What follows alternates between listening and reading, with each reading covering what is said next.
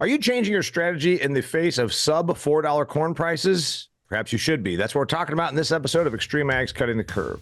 Welcome to Extreme Ag's Cutting the Curve podcast, where real farmers share real insights and real results to help you improve your farming operation. This episode of Cutting the Curve is brought to you by CLAAS, where machines aren't just made, they're made for more.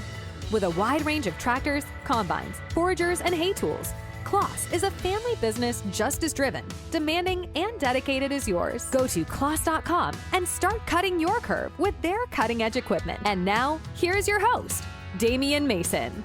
Hey there, welcome to another fantastic episode of Cutting the Curve. Got a great one for you today. Let's face it, here we are. It's August of 2024. We are facing a pretty big price drop on the commodities, okay? You knew it was coming, sort of. They told you, hey, get ready, 2024 is going to be a little bit of a downturn. And here we are now, we're talking about sub $4 corn. So what's your strategy when you're going to harvest? Are you going to change how you do things, your inputs? What about then your marketing? We're going to get into all of that. Are we talking about changing your strategy in the face of sub $4 corn? I got Brian Adams, agronomist with Volunteer Ag Services. He works in conjunction with Verell Farms. Johnny Verell with Extreme Ag.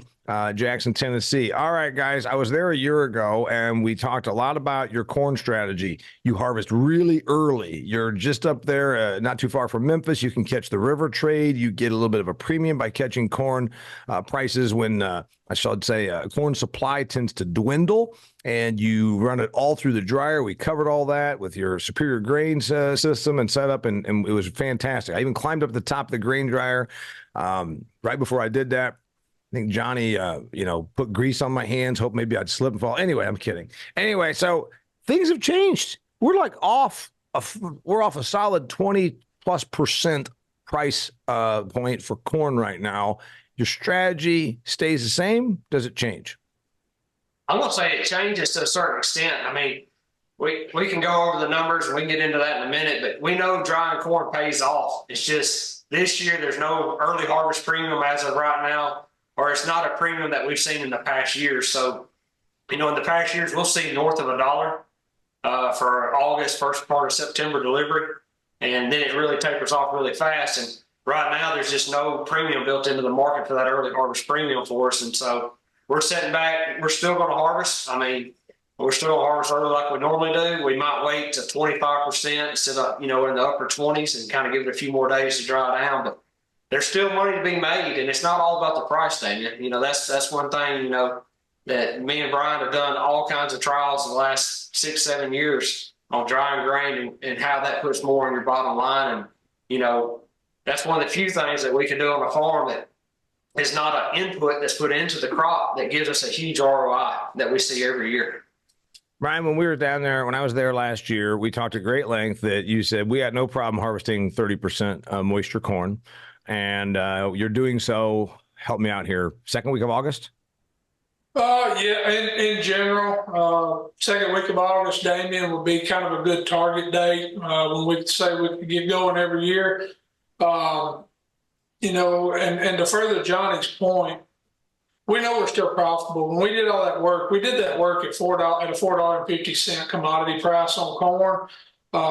We were averaging about $50 to $70, just depended on the year, the yields as well. But per acre, that's net gain after expenses and everything. So I know at that roughly $4 or slightly sub $4 mark, there's still room there to make drying that corn worth your while. And like Johnny said, Johnny's more in tune with the marketing side of it. My side of it, I just ask him to spend money. I don't really care what he makes. I just need him to make sure he spends his money with me. But all jokes aside, with that, he's right. There's normally $1 to $1. I think we've seen the last 5 years, we've seen $1.50 positive base for that early harvest into probably the first or second week of September. And we've seen as much as $1.80 swing pretty much overnight to where we went down to a negative base. You're talking about right now, because here's where I was going to go with that, and both of you, I want both of you to address that. So there, again, to the listener, that I would love you to go back and watch some of the episodes from a year ago that we did, because we talked about the dryer and the setup and the overcapacity of facility that these guys put in. Big expense, yes, but it allowed them to literally sprint through those cornfields early, grabbing that positive basis early in the season when there's a dearth of corn.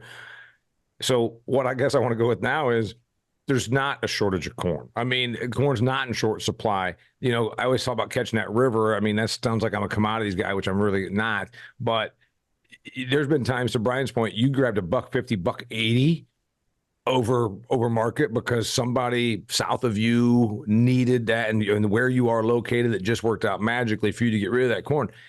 There's corn everywhere, is my understanding. There's like 4.5 billion bushels on farm, probably even in your part of the world. There's not that huge positive premium for in the next few weeks, I wouldn't think. So what? I mean, what all of a sudden your motivation to go out and grab that corn is not going to be because of price basis. You said it's not all about price. Well, when you've got to pay for drying, et cetera, it can be about price. So I guess address the fact of a difference in a market between when it had that huge positive basis to what's the basis look like right now? Yeah, so I mean, right now we're about a 30 over base right now on corn, and usually this time of year it's in that 75 to $1.25 range. I mean, you know what, 8 out of 10 years we get that kind of premium. So the base is not there right now, but we go back to the agronomic standpoint. It's not all about the ROI on the money side, on the marketing side. We can make good ROI from the agronomic side. And, you know, Brian can get into some of those numbers that we've seen. And this isn't one year that we did one trial, and that's what we went with. This was multiple years where we were shell 8 rows and leave 8, shell 8, leave 8 or 12, whatever we were harvesting with, and leave it and come back from 25% down to 15%. And we did that for multiple years, and every year it was within 1 or 2% yield increase on that, you know, on a pretty large scale. It's not like it was just an acre trial. So, you know, we can talk about some of those numbers, and it's eye-opening. And I mean, I encourage everybody to go out and do it themselves because, you know, people do it and they don't realize it. A lot of times you'll be shelling corn and be real high moisture, and they're like, well, it's too wet. Let's pull out and go to this other farm. Well, when you come back, your yield monitor doesn't even look the same. You could, you know, if that corn went from 22, 23% down to 13, 14% corn in a few weeks, when you come back, you could see it. You just didn't do the trial, so to say, to see it, but you can visually see it, and everybody's asking where it went. And you know, I'm glad Brian's got that PhD for that phantom yield loss explanation for us. But yeah, and to his point, exactly what he's saying is those rows we harvested early, we picked up enough extra bushels. I can't explain phantom yield loss. I've been asked a million times. 1,000,001's not going to lend me to the explanation for it. I'm going to say that for Matt Miles. We'll let him talk about that down the road here, but we've always harvested enough extra bushels versus letting it dry down to that field dry 15, 17%, whatever that number is that you want to call field dry, and maybe throw it in the bins, blow a little air on it, finish it out. But at the end of the day, in the South, in the environment that we're in, we deal with a lot of grain quality issues, the excessive heat. I mean, we're looking at the 10-day forecast. I looked at it right as we were getting on the beginning of this podcast, Damien. Our lowest low is 78 in the next 10 days, and most of our highs are 96 to about 101. So you're starting to look at a lot of real factors environmentally that are going to cause you know, ear rots, ear molds, things like that. You're going to start getting really into grain quality. But the flip side of things is, while we are in the upper part, you know, as far as latitude goes of the Mid-South, we have to worry about hurricanes here too. And then you just start compounding those factors of either grain quality issues or corn on the ground. And that's important to us as well.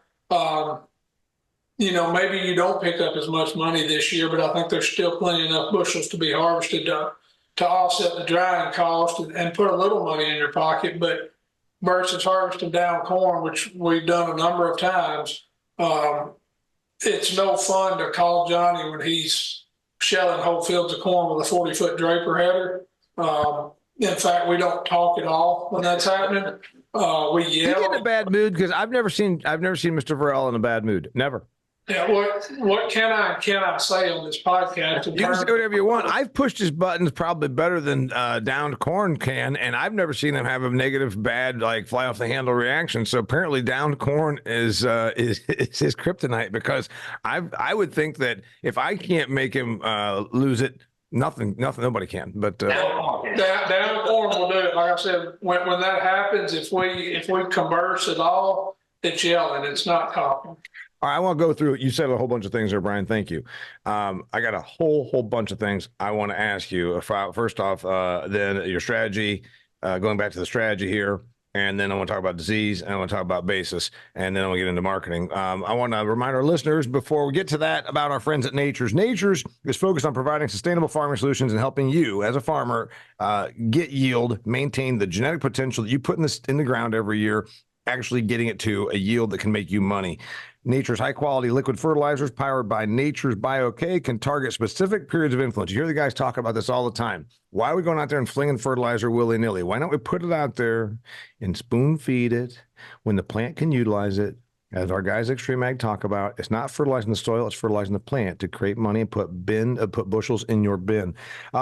So with BioK and all the great things that Nature's has there, you can target specific periods of influence throughout the growing season. You can also reduce the stress. We heard a lot about stress. These guys right here talk about 98, 100-degree temperatures. You got to talk about how you can mitigate plant stress and enhance your crop yield, most importantly, to boost your farm's ROI. One thing you notice, I always ask the guys when we're here on the Cutting the Curve podcast, is about the money side of farming. It's a lifestyle, but you only have the lifestyle if you make it a business.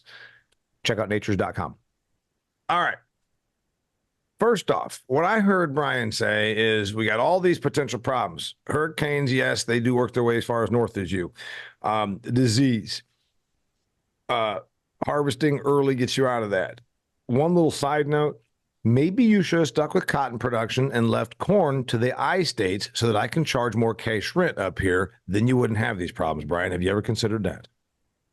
As a non-farmer, I have never considered that. Like I said, my deal is getting Johnny to spend money, preferably with me. Cotton production was, a big thing here and still is. But even down that road route, then you start to worry about boll rot and things like that. I mean, you like to think the grass is greener on the other side, but everything comes with its own unique set of challenges, right?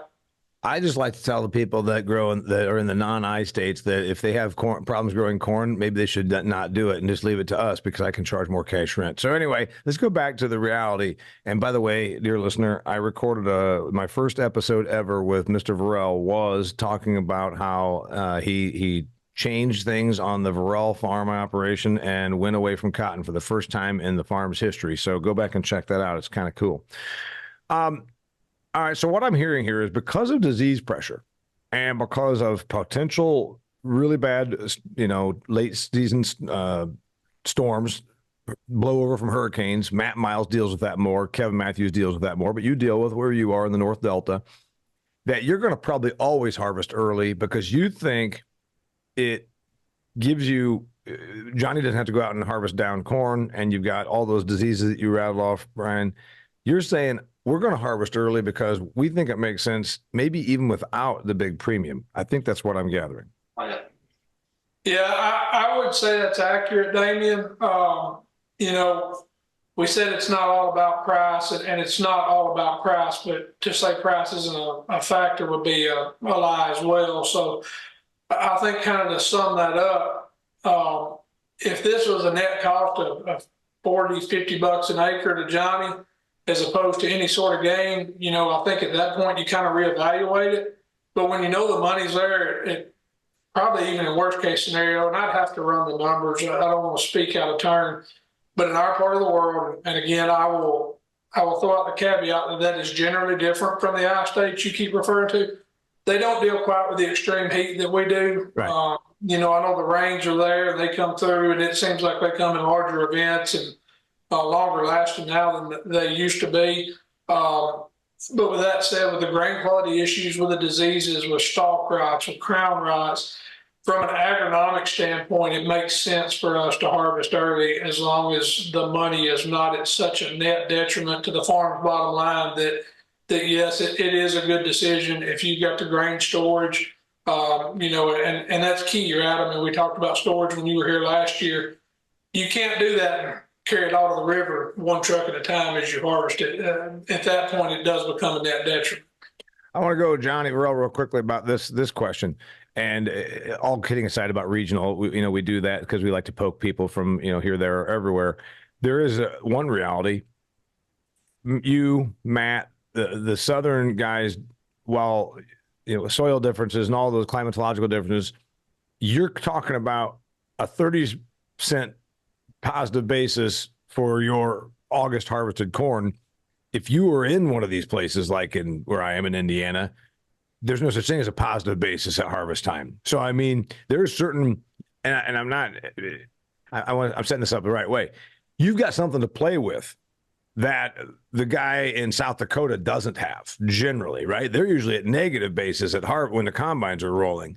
So that does give you a little bit of latitude. When you talk about you've done the experiments, you've done the thing where you waited until, harvested 12 rows, left 12 rows, let it get down to 17%, blow some air on. You've done this, and you've always had a little bit of a motivation to do the early, but also to try the late. I guess just tell me about, that 30 cents gives you a little wiggle room to trial things. Yeah, that's right. It does. And so like right now we're at 30 plus cents over for corn if we had it right now. It could go to 30 under though by Monday, so 3 or 4 days it could go 60-cent swing. Brian alluded to that a while ago. We've seen dollar plus swings. The biggest thing is our dryer and drying corn is really a piece of equipment for us on harvesting because we don't have the bin space to store 100%. So that lets us get the crop out, get several 100,000 bushel out and off the market. And then everything after that, we stick in the bin and we'll haul out after the first of the year. But going along the lines of what you're talking about, we're not always chasing the dollar. It's an extra piece of equipment for us at harvest to get our crop out. That's how we see it now. It's just as important as a combine to us, I guess is a fair thing to say. And it actually lets us reduce our equipment too, because we're able to take, say, 2 or 3 combines and push them really hard and have that dryer motor stop and catch all those days when it's not raining and probably reduce the combines by 1 to get the same amount done. So and by the way, I was only talking about that 30 cents. That's kind of a positive basis that you're not as giddy about. There's been times when you said you got $1, and when you got $1 premium, it's by God, let's go. And also we can make a couple mistakes because when there's $1 positive basis built into every bushel, if you trip a couple of times, it ain't going to kill you, right? I mean, that's yeah. And I mean, if you're talking 200 bushel corn, whether it's 30 cents or $1, it's a big return, $60 to $200 return. So let's talk about, we titled this Changing Strategy in the Face of Sub $4 Corn. Brian, you're the agronomics guy. Did you change agronomic strategy heading into crop season 2024, knowing that we were going to have reduction in commodity prices? Yeah, so I guess my thoughts on that are we've had a plan. This plan's been working. Stick to the plan, but be dynamic, right? And dynamic's a very loose term on the end of it of understanding that as things change, if price continues to fall, understanding what we can and can't do, understanding what we are truly managing for year in, year out. So, you look at, do you need the most premium fungicide or can you get by with maybe a generic? Do we try a bunch of new things on larger acres or do we really scale that back? Look at that in smaller acres. We do a lot of stupid stuff out here. I don't know how else to put it, right? I mean, and by stupid, I mean trying stuff that we have thought might work, but we really think we're kind of stretching and extrapolating to the ends of the earth to try to get this to work. We kind of cut back to what we know makes ROI, what we've tested, what we know, these potassiums and these PGRs and things like that for stress relief.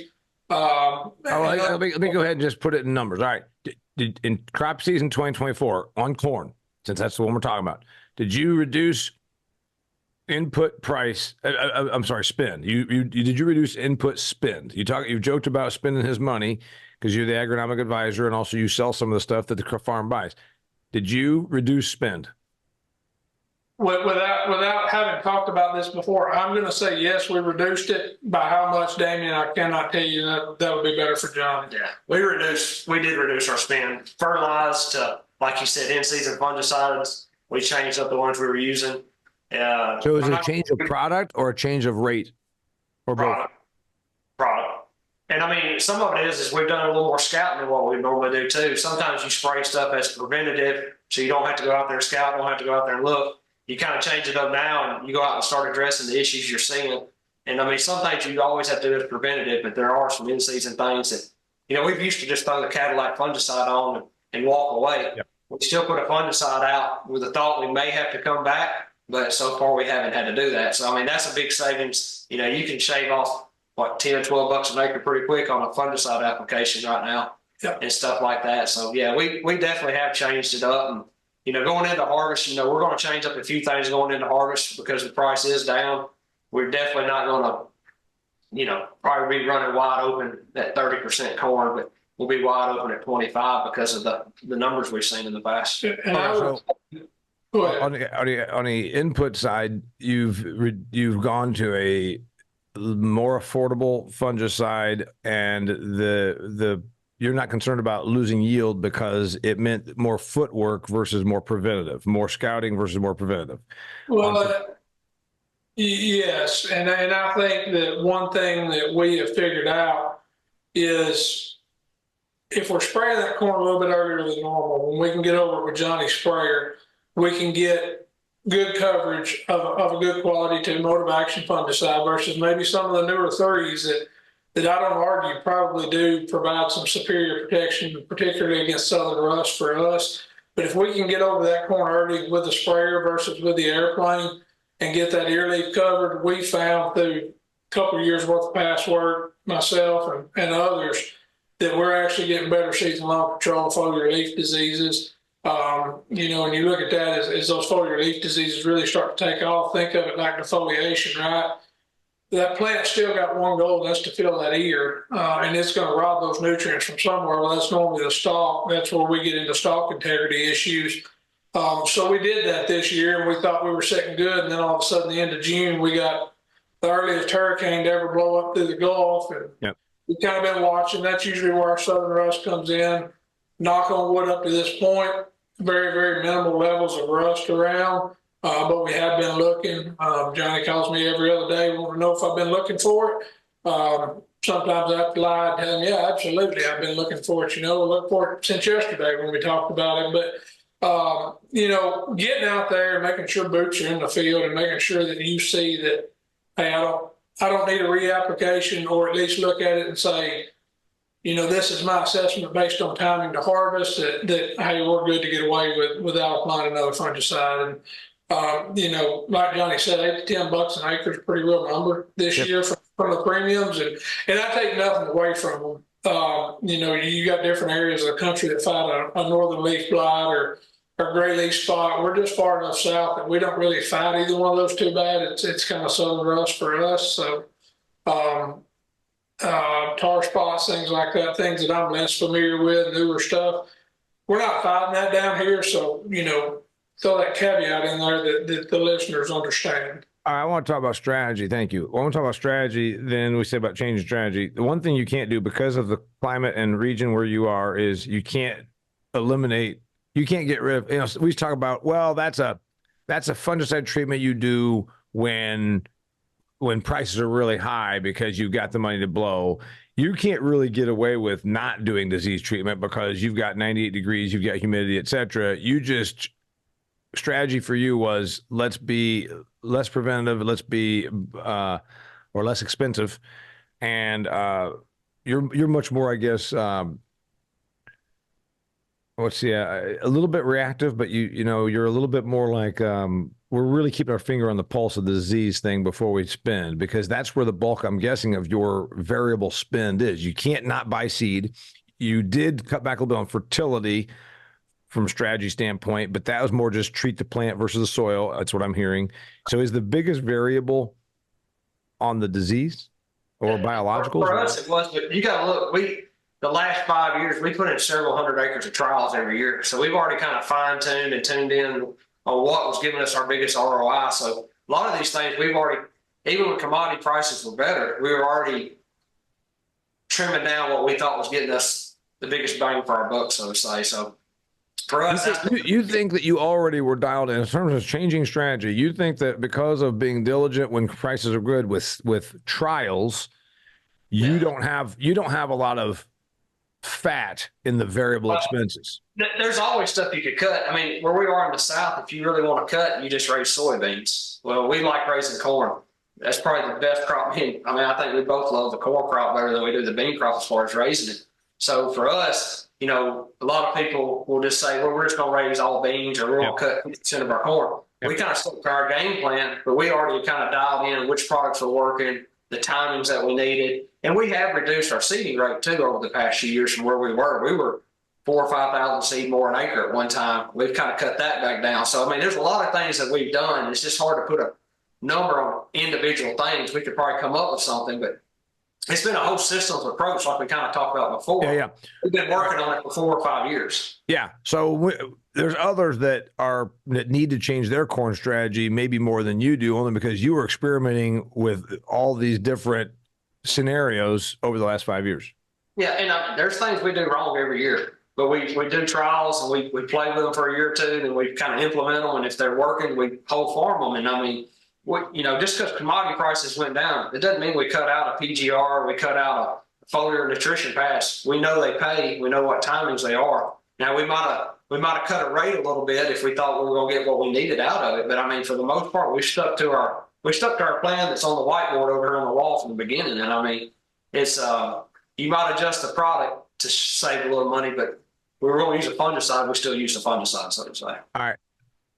This is probably more of Johnny than Brian. Money. Let's talk about marketing. Where does the strategy change? If I was in your shoes and I saw a positive 30-cent basis and I knew Brian had run the numbers that I can make money at 30-cent positive basis, I think I'd lock in every bushel I could. When you also said it could swing 60 cents the other way and be a negative 30 by Monday, I'm thinking one of my strategies, you don't like to be defensive. I know that you guys like to, swing for the fences, but instead of swinging for the fences, is it time for the defense? Well, I think it can be, but also you got to look at there's so much less corn in the South that the premiums are going to heat up. They might not be hot right now because, like you said, there's millions of bushels still in the bins. We still have corn.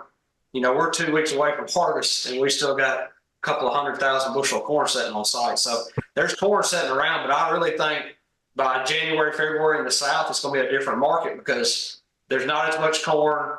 Another thing you got to think about, most farmers have put in grain bins in the South, which 15 years ago, very few farms had grain bins. Most farms could store, a pretty good percentage. Well, since they reduced their corn acres, most of it's going in the bin. They're not going to take these bases and this price we have right now. So I think for me on my farm, we could play some options and stuff like that on the, going against the futures, but we're going to hedge ourselves that, come, February, March, April, May, the bases are going to be heating up, especially this time next year. It could be really interesting just because of the amount of the reduction of acres in the South. I know the I states have a lot of corn still and stuff like that, but our markets that we have here in the South, they're going to be looking, there's no doubt. Yeah, so your strategy change is not on the marketing side. Right now, it's not. I mean, I think the farmers that are going to hold the grain or already have the options in place to hold that grain and try to pick up this premium later on, and maybe pick up a better premium. We might be holding it to December and still just get 30 over. Time will tell. But it's just the stuff you're hearing and what we're seeing in the South. I mean, me and Brian traveled several different states the last few weeks. It's a huge reduction of acres the farther south you go. Right. But do you have a bunch of stuff sold at 30 cents positive? Yeah. We sold some yesterday to start hauling on. To make sure you got that flow coming.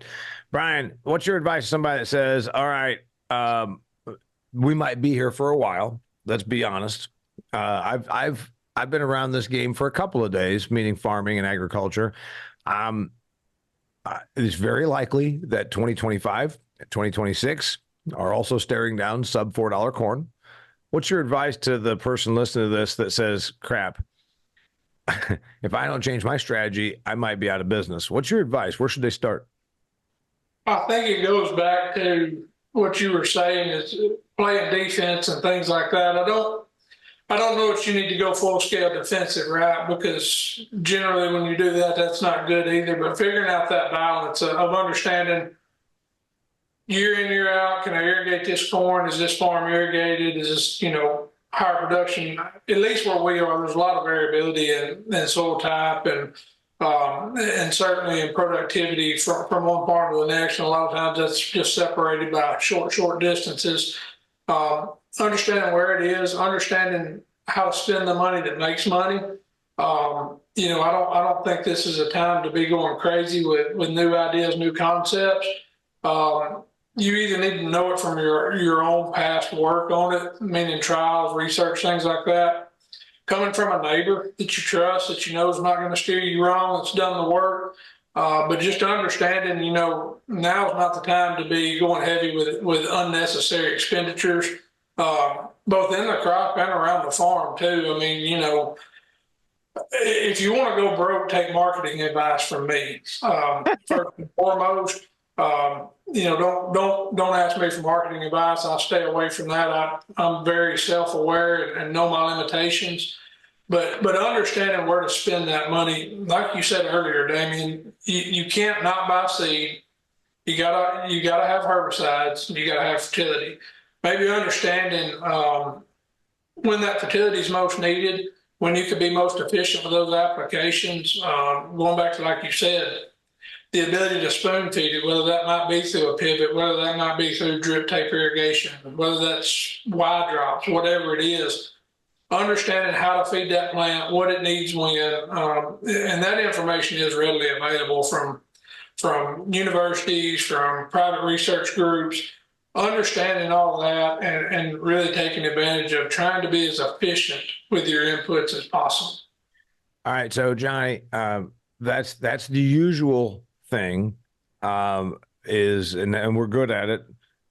Clamp down on expenses, get more efficient, get more productive. That's why we're at 184 bushel corn per average yield prediction right now, and we were at 36 bushels in 1936. In case you didn't know that, dear listener, in less than 90 years, we've like 6 times our yields, maybe 7 times. I don't know. Ask Brian to run the numbers while I'm talking here. Anyway, what else? I think what you're going to tell me is you didn't make a huge strategy change this year.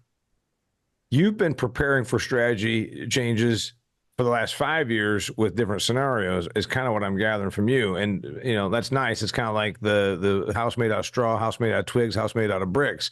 To the person that's got to start making adjustments in their strategy for 2025, what's your advice? I tell them to start networking. That's one thing when I met the guys at Extreme Ag, that's where I really just fell in love with their concept, was how we network all across the country. And yeah, what works in Kelly's area might not work exactly here, but I can tell you this: Kelly's worried about the ROI just like I am.